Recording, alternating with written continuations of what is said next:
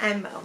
It is June when you're watching this video, and it is Pride Month. And I wanted to do the hashtag standwithtranskids tag created by Leo Bancroft. This is a fun tag that Leo created, and it has been making the rounds since it is LGBTQIA plus Awareness Month and Pride Month.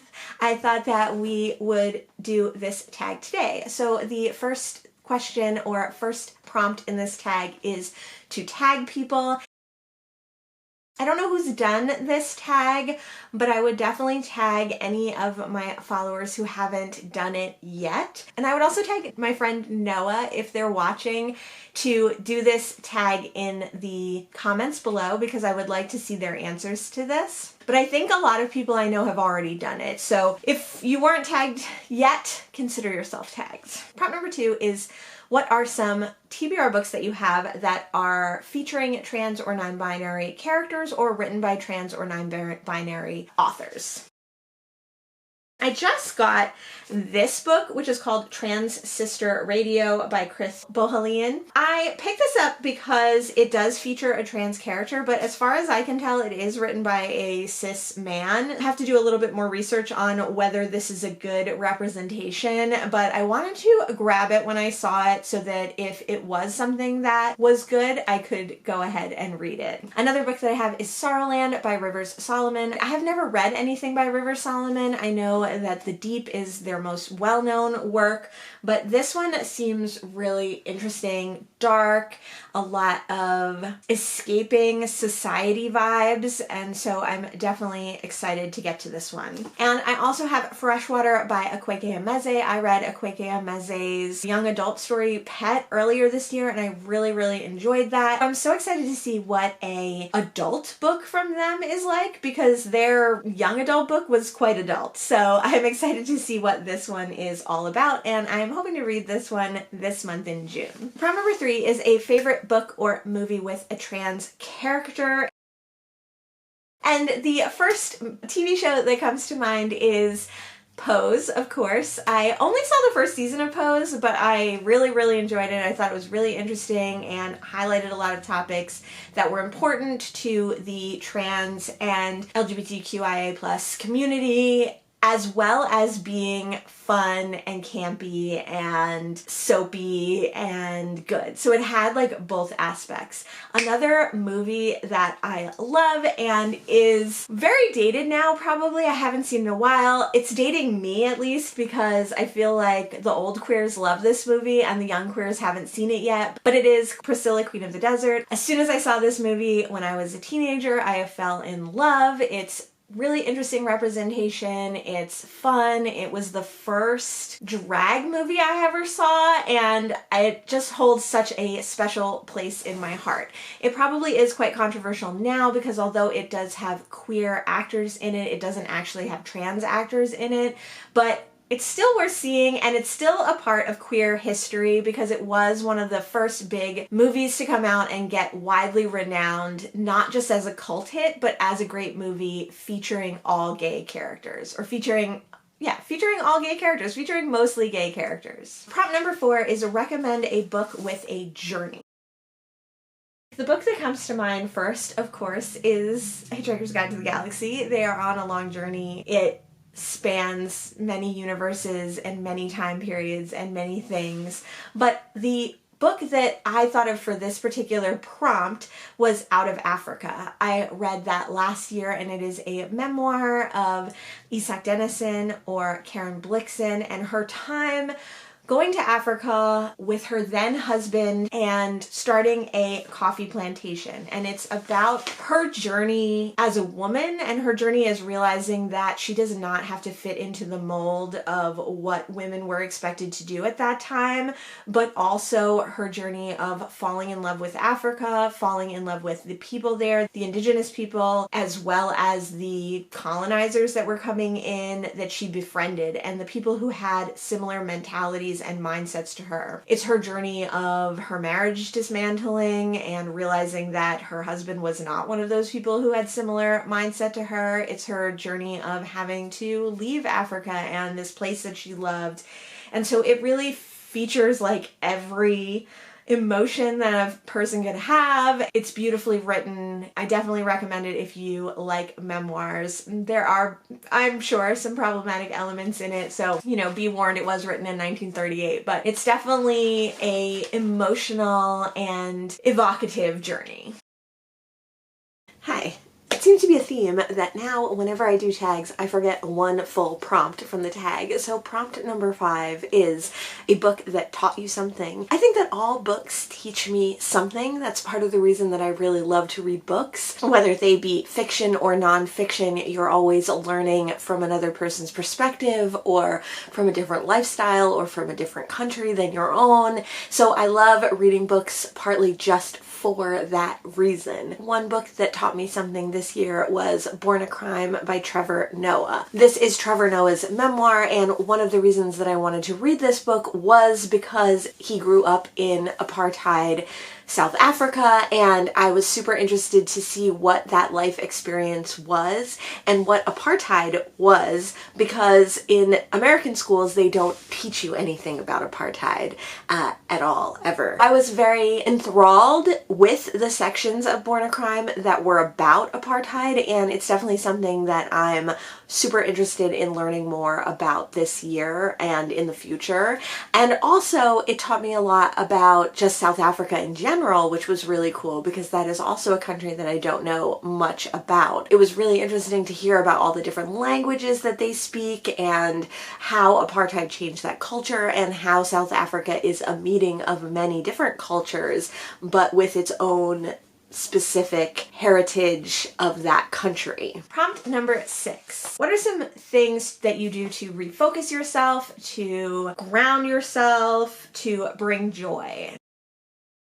So personally, some of the things that I do to bring joy are definitely reading, hanging out with my cats, taking naps, being cozy in my house and my space. I find that walking is something that definitely refocuses myself. If I can walk somewhere, or if I can take a walk, or if I can walk to work, I find that my mind is much clearer, my attitude is better, my mental health is better. We also like to go to the beach in all different seasons, and we moved to Asbury Park specifically so that we could be close to the beach and so that that could be used as a grounding setting and a grounding place, someplace that we could go that we enjoy, that brings joy, that we can refocus ourselves on a bigger environment. Prompt number 7 is, what is your walk-on music?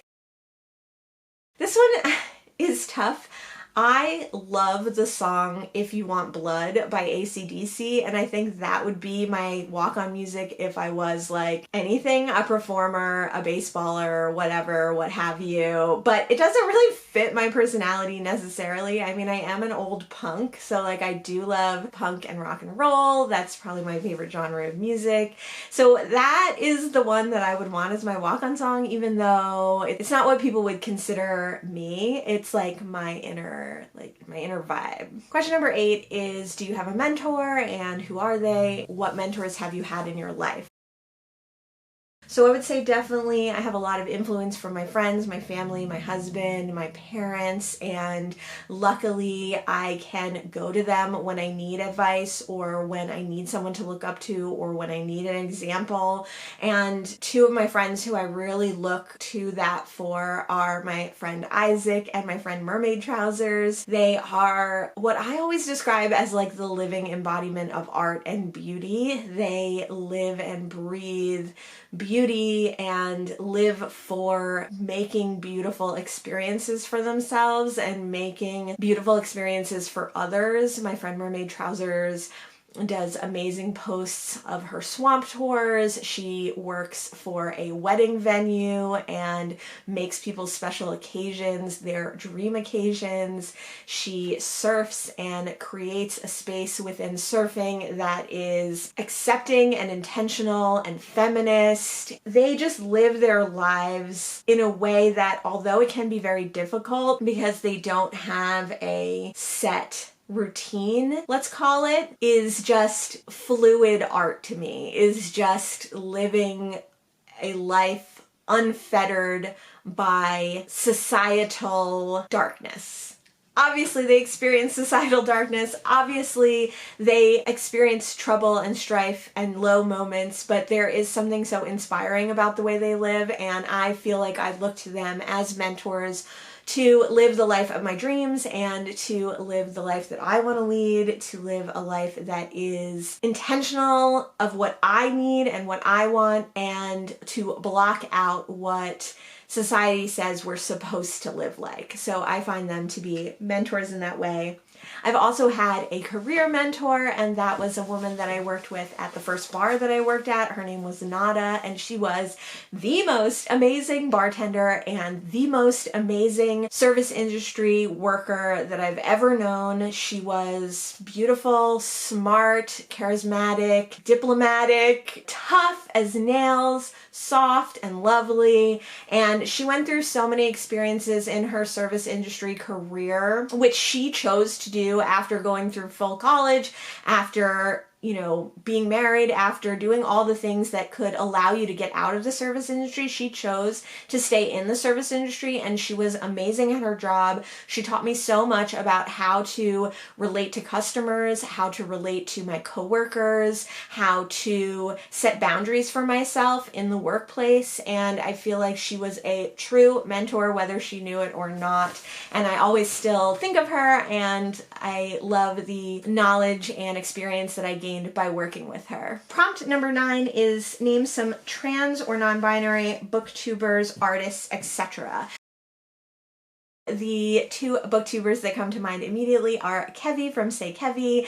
She's wonderful. She loves mysteries and golden age mysteries, does just really amazing, thoughtful videos and fun videos, and she just has a wonderful presence and exuberance, energy that brightens your screen when you watch her. I've only seen one of her drag performances, but she performs drag as well. It was one that she posted, and it was so lovely and heartwarming and just felt like a huge hug that it was very inspirational. Really 3 booktubers if you count Leo, of course.